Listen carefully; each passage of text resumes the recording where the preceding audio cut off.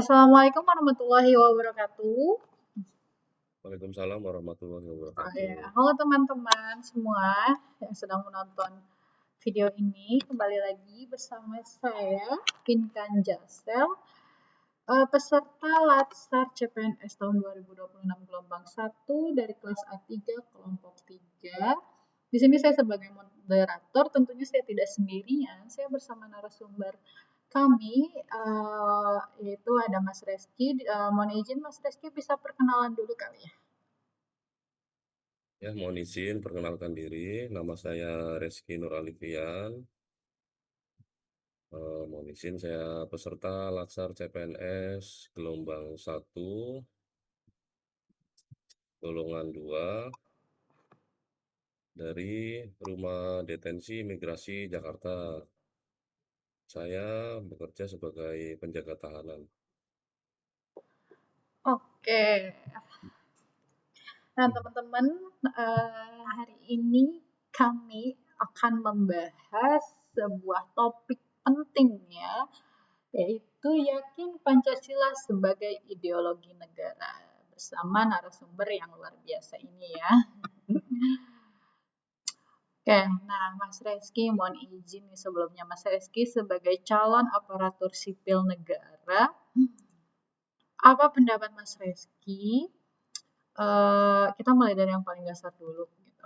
Arti yakin Pancasila sebagai ideologi negara. Arti yakin Pancasila sebagai ideologi negara adalah yakin Pancasila berarti kita percaya penuh bahwa nilai-nilainya menjadi pedoman dalam kehidupan berbangsa dan bernegara, Hmm, bukan sekedar simbol atau hafalan saja. Oke. Nah, kalau boleh jujur nih Mas Reski, banyak banget nih kan ya masyarakat Indonesia itu pastinya hafal Pancasila dong. Tapi kan belum tentu nih semua memahami dan memaknai apa arti Pancasila tersebut. Nah, menurut Mas Reski, kenapa hal itu bisa terjadi? Karena selama ini Pancasila sering hanya diajarkan secara teoritis dan belum menyentuh praktik kehidupan sehari-hari. Oh, berarti ada gap antara teori dan praktek ya. Ya, betul sekali. Oke, nah kita masuk ke contoh nyata langsung deh. Nah, contoh nyata yang sering dibahas atau yang sering terjadi di kalangan masyarakat yaitu penyebaran hoax yang memicu konflik di masyarakat. Nah, bagaimana Mas Reski melihat fenomena ini dalam konteks Pancasila? Jelas bertentangan ya untuk hoax itu, karena sesuai dengan nilai Pancasila, terutama sila ketiga tentang persatuan, hoax bisa memecah belah masyarakat. Nah, menurut Mas Reski, masyarakat tuh kenapa bisa dengan mudahnya terprovokasi oleh hoax tersebut? Karena masyarakat biasanya karena kurangnya literasi digital dan kurangnya sikap kritis dari masyarakat kebanyakan. Apakah ini juga bisa dikatakan sebagai bentuk kurangnya pengalaman memahami nilai Pancasila? Ya, tentu saja karena kalau nilai Pancasila dijalankan, Hmm, kita akan lebih bijak dan tidak mudah percaya informasi yang belum jelas. Oke, bisa banget ya. Nah, kalau gitu kita bahas deh satu persatu tentang Pancasila ini. Nah, menurut Mas Reski, sila mana sih yang paling sering dilanggar oleh masyarakat dalam kehidupan sehari-hari? Untuk sila yang paling sering dilanggar dalam kehidupan sehari-hari ada di sila kedua dan ketiga. Hmm. Karena kadang kita kurang menghargai sesama dan mudah terpecah karena perbedaan. Ya benar-benar. Oke, itu sila kedua dan sila ketiga. Nah, kalau bagaimana kalau nih dengan sila ke-1? Apakah masih relevan di kehidupan modern ini? Tentunya masih sangat relevan karena justru di tengah keberagaman kita dituntut untuk lebih toleran. Hmm. Nah, kalau sila keempat nih Mas Reski tentang musyawarah, apakah masih terlihat dalam kehidupan sekarang? Apalagi kan banyak banget masyarakat Indonesia ini sekarang fokusnya sama gadget aja. Untuk sila keempat masih terlihat dalam kehidupan sekarang, Hmm. tapi kadang kalah dengan ego dari masing-masing. Oke, sila kedua 3, 4, 1 udah. Nah, kalau sila kelima nih, bagaimana tentang keadilan sosial? Untuk sila kelima tentang keadilan sosial, itu menjadi tujuan akhir, tapi masih menjadi tantangan besar ya. Hmm, oke. Kita ngomongin generasi muda lah ya. Menurut Mas Reski nih, apakah generasi sekarang itu masih yakin dengan Pancasila? Untuk generasi sekarang, sebagian masih yakin ya, sebagian besar masih, Hmm, tapi ada juga yang mulai terpengaruh ideologi lain karena kurangnya pemahaman.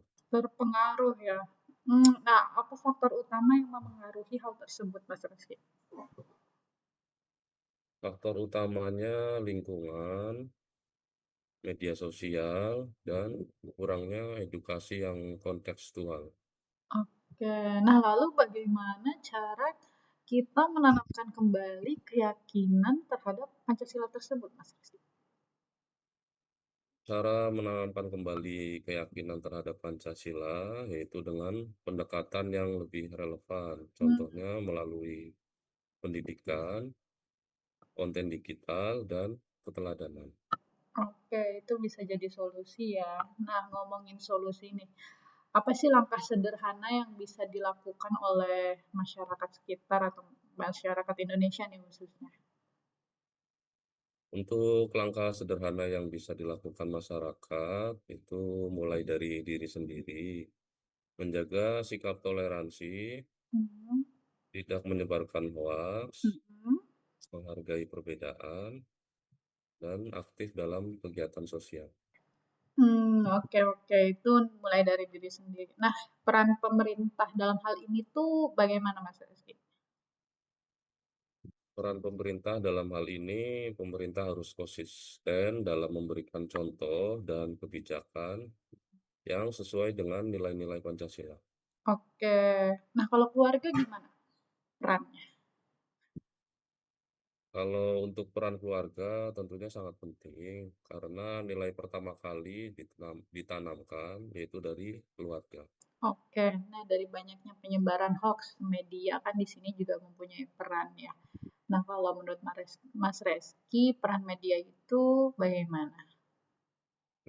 Peran media harus menjadi sarana edukasi, bukan justru memperkeruh suasana. Penting. Oke, oke. Nah, terakhir nih Mas Reski. Menurut Mas Reski, apakah Pancasila masih layak dipertahankan sebagai ideologi negara di tengah perkembangan zaman ini? Menurut saya, Pancasila masih layak dipertahankan sebagai ideologi negara karena Pancasila fleksibel dan mampu menyesuaikan dengan perkembangan zaman tanpa kehilangan nilai dasarnya. Oke, baik dari perbincangan kita hari ini cukup menarik ya bersama narasumber kita di sini. Saya coba menarik kesimpulan dari percakapan kami hari ini, teman-teman. Dari diskusi ini kita bisa memahami bahwa keyakinan terhadap Pancasila bukan hanya soal hafalan, tetapi bagaimana kita mengamalkannya dalam kehidupan sehari-hari. Kasus penyebaran hoax yang memicu konflik menjadi contoh nyata bahwa ketika nilai Pancasila tidak dijalankan, persatuan bangsa bisa terancam. Namun, melalui langkah sederhana seperti bersikap baik, toleran, dan menghargai perbedaan, kita sudah ikut menjaga Pancasila tetap hidup.